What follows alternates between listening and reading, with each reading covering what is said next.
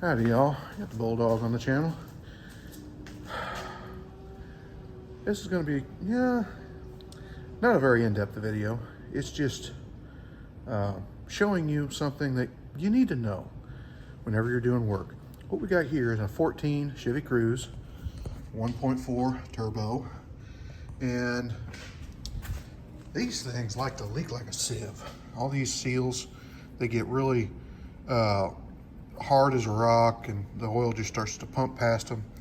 This is the oil filter housing with the oil cooler on it, and I bought a kit that has all the seals. There's a seal in between here. You want to go ahead and do this too.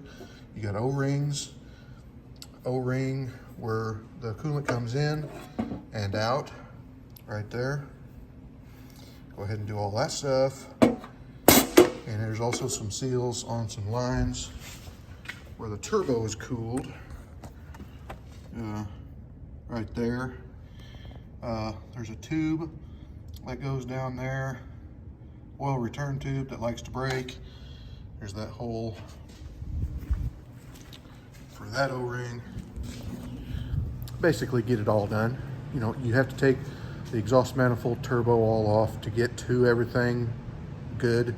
I don't disassemble the turbo and exhaust manifold and all that. I just take the flange loose down underneath at the exhaust pipe and take the exhaust manifold off, and the whole thing comes off. Not fun, but it comes out. Now this one had the valve cover leaking. Now I did a TikTok on it to show you, but I'm going to show you here more in depth on this video. Valve cover was leaking. Now I pulled off the cover that covers up the valve cover, and I could see right away that that valve cover looks brand new. And it was.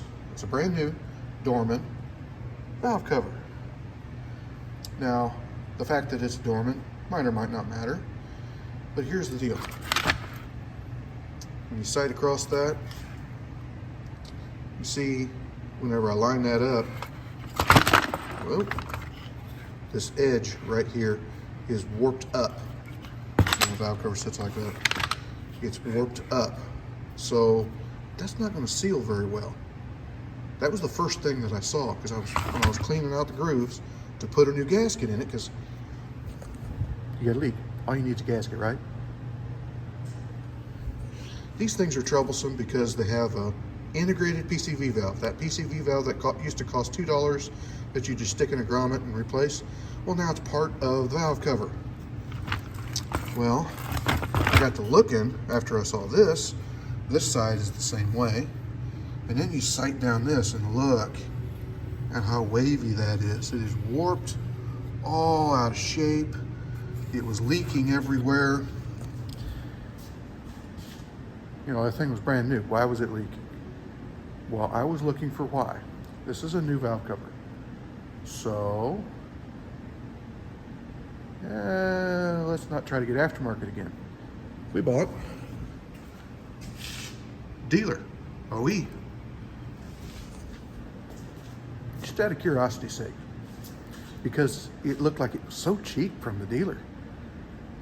I looked up the aftermarket.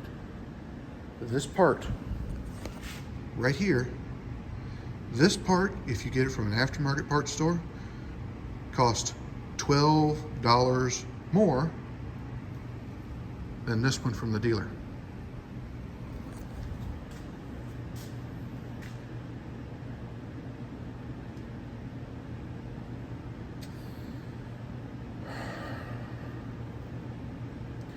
I don't know how much our discounts get us. You know, people think that we pay next to nothing for parts and then we just mark them up 300%. No, don't. We don't mark anything up 300%. When we got our computer system, it's supposed to have, you know, automatic markup. You put in a percentage of how much you want your parts marked up. They started at 300%. Started. Good grief. We brought it down to a manageable level. But it pays to check around, people. don't think automatically that the dealer is going to be way wickedly expensive. Sometimes they are. But don't pigeonhole yourself into always getting all your parts from one single source. You find the right deal for you, all-inclusive deal, meaning the best quality parts for the best price, and occasionally look around. The last thing you want to do is to constantly be shopping and being lured away to the best, better deal, better deal, better deal. Is it a better deal? You might find out 6 months from now that no, that was a horrible, horrible choice. The reason the aftermarket parts stores don't carry good parts anymore is because of competition. You would think that competition would mean better parts, but no, competition has mean lower prices. Lower prices means junk parts. And for the average walk-in, that's all that matters is price. We have to deal with cars on a reoccurring basis. So we don't want the cheap parts. We want parts that last. We don't want to do the same thing over and over and over again. And since we do this regularly, we know sometimes dealer's cheaper. Sometimes dealer's better. Not always. Sometimes it's better. We also know that while some of one brand is a good thing, some are not. When you deal with enough of them, you learn these things. That's the number one reason why personally I would like people to just let us make our own choice as far as what brand of parts we're going to use. We give some options, and there are certain brands that we don't give as an option because we're not going to put them on. We're not going to put them on because we know that you're going to be back angry because it failed.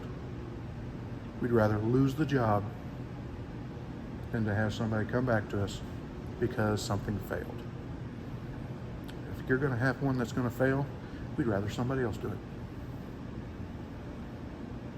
We get that a lot too.